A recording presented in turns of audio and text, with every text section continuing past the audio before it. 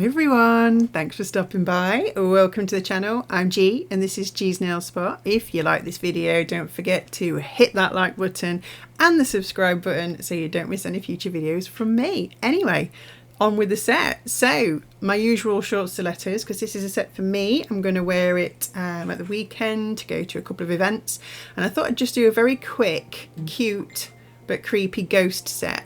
And I'm starting off with that Urban Graffiti series black on the thumb and the ring finger, and I wanted to do a stamping set as I got a comment on my video last week asking about the stamping. So I thought I'd do a very quick set where I do two different stamping techniques, and I'm going to keep the stamping in real time for you guys that are interested in how I stamp. So I'm using this Kiki London rubber base in 07 on the rest of the nails. Now this is classed as a base coat, so I didn't need to put base down, but I did. As you can see, it's quite thick. And it is a really lovely rubber base coat, but I'm using this one specifically because I wanted a nude, and this one has a little bit of sparkle in it, which I'll show you in a minute, and that's what I want for this set. So can you see there? Look at that, isn't that gorgeous? That's two coats, by the way, so they've all had two coats now. So next, I'm going to get rid of that sparkle by putting a matte coat on it. Now there's a reason for this, they're not going to stay matte. I'm just putting a matte coat on the nude nails because I'm going to be going in with something else that needs that matte surface to stick to. So I'm using this. This is pigment powder by Chameleon Pigments. I love Chameleon Pigments. I've got quite a few of their pigments and flakies that they do. This is Midnight, so it's black. And I'm going to be doing some sort of French tips. Whoa, the flying lint-free wipes. I don't know how that got across there. I think two stuck together. Anyway, makeup brush. This is a fluffy makeup brush that I specifically use for black pigment. I have one specifically for white pigment as well because it stains. Okay, so pigments, they really do make a mess. This is why I don't use them that often, but I do like the effect that you can get. So I'm going in the jar and then I'm dabbing it off on the white. Because pigments can sometimes be a bit lumpy, so as you can see I've put loads more paper towels down now because I didn't want black pigment on everything, and it does go everywhere. Yes, anyway, so I dabbed it off on the white to get rid of any lumpy bumpies, but also because I didn't want huge amounts of pigment on the brush. You don't need loads when you're doing this effect, so I wanted it really solid colour at the tip, but then I want it to sort of fade into the nude colour as we go up and away from the French tip that we're doing. And so to achieve that, to get the solid colour, you sort of dab using the end of the brush, the tip of the brush, and then as you go up you can see I'm sort of flattening the brush a bit more and just sort of wafting it a little bit. I don't know how to describe that, but you can see what I'm doing. It's like when you blend makeup. For those of you that blend your eyeshadows, it's exactly the same technique. So very light touch. When you're blending the top of the pigment, you don't want any more pigment on your brush, just use what you've got and just fade it up, maybe add a bit more because I wanted a bit more solid colour. But like I say, this is all in real time as well. Look at all that pigment on my thumb, look, get it off because that will go all over my clothes. Not that it would matter because I only wear black, but you know, don't want powder everywhere. So that's the effect that you get. It'll look a lot nicer when there's a top coat on it and it brings out that sparkle in the nude again, but for now, like I say, I find pigments just go on a lot easier, and you can achieve this effect by putting it on top of a matte coat. In fact, I've tried putting this on a shiny coat, it just doesn't work. I couldn't get it to work at all. Drop me a comment below if you've got any other techniques with pigment powders, I'd love to know, but I always put them on a matte base. So that's what they look like now they're all done. I am going to go in and put a base coat on top of the pigment. I'm using this one, it's Kale, it's an old base coat that I've got because I didn't want to contaminate my other nice base gels, but I forgot to film that bit. So they've all had a base coat on top of the pigments. This is a Maniology stamping plate. This is an American company, so I had to get this sent over from America. It's M315 and it's ghost themed. I love this one. I've not used it yet actually, so this was a good opportunity to test out this stamping plate as well. So we're going to be stamping on the nails that we've put the pigment on.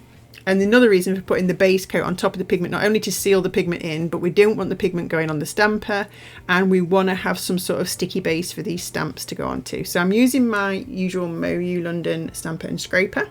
They're my favourites. And I'm going in with the Glitter Planet Black stamping polish.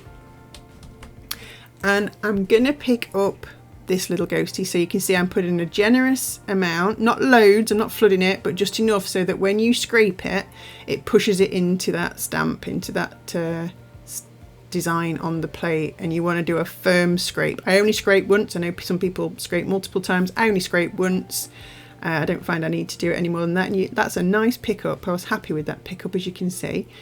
But I'm going to do a bit of what they call reverse stamping. So I've got this clear jelly stamping polish, 002, it's just pure white. And I don't know why this is called reverse stamping, because I'm not doing anything backwards. But normally when you pick the stamp up like that, you put it straight on the nail. This time I'm using that white stamping polish and I'm just filling in the design because I want the ghost to be white. So at the minute you would just have the black outline and the background will be whatever colour your nail is.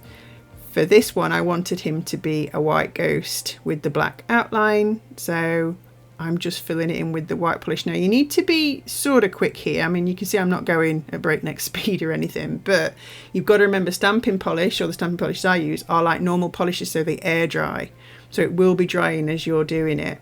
So now this is fully dry, I can go ahead as usual, look through the stamper, look where I want it on the nail, and press down firmly for a second, less than a second probably, just to make sure it's on there, and pull away, and there you go. That's a really nice pickup and a really nice transfer onto the nail. I was really happy with that little ghosty.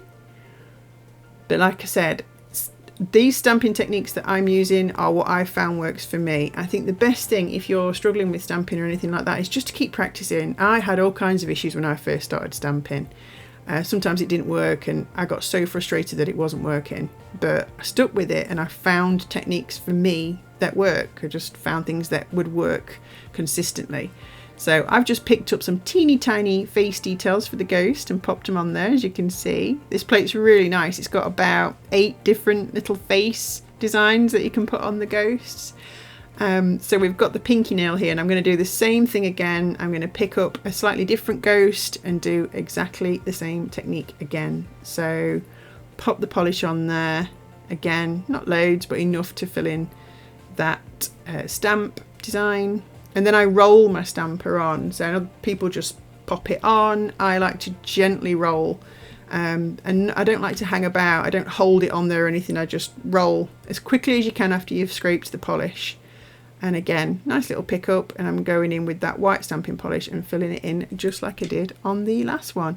If you do have any more questions about stamping, please pop a comment in the box below and I will happily respond if I can. I can give you, like I said, I can give you the advice from the techniques that work for me, but it doesn't necessarily mean they're going to work for you. People do stamping in lots of different ways. So I've popped this ghost on sort of on the side of the nail as if he's coming down from the corner. I just thought that might be a bit more fun.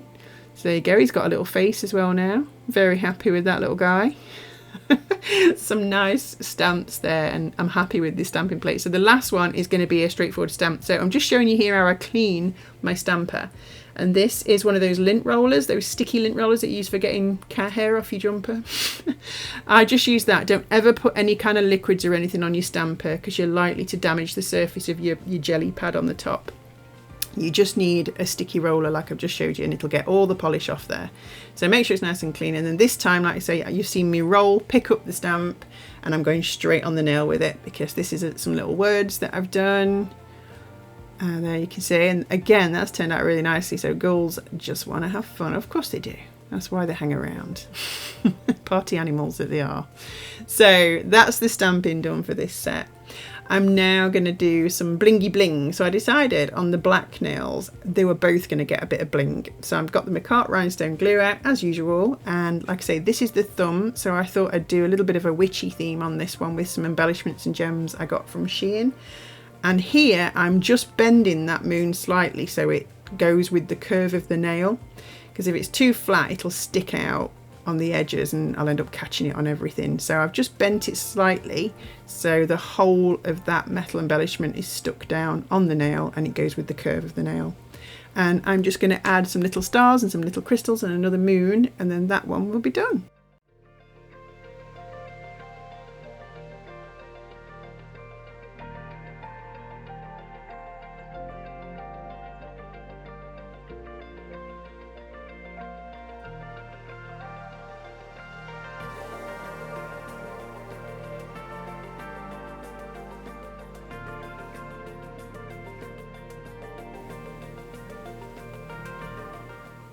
Okay, so last nail, which is the ring finger, and I'm just going to be doing some more bling. So I'm taking a couple of different size crystals and some caviar beads, and I'm pretty much doing a sort of a crystal cuff at the top of the nail and bring it down slightly. So I'm going to let you enjoy the crystal placement for a minute.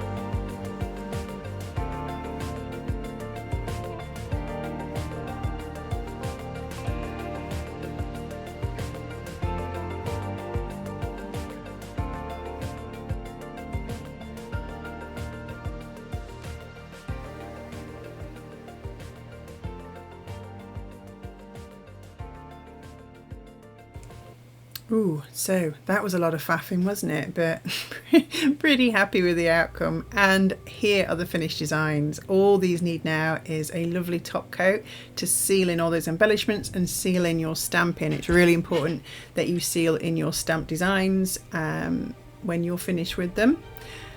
And that's it, guys. So let me know in the comments below what you think of these designs. If you do have any more questions about stamping, please pop them in the comments below. Always happy to help where I can. And that's it. Don't forget to give this video a like and hit the subscribe button if you haven't already, so you don't miss any future videos.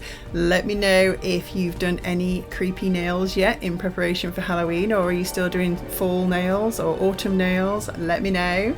Thank you so much for watching this video, guys, and I'll see you in the next one. Bye.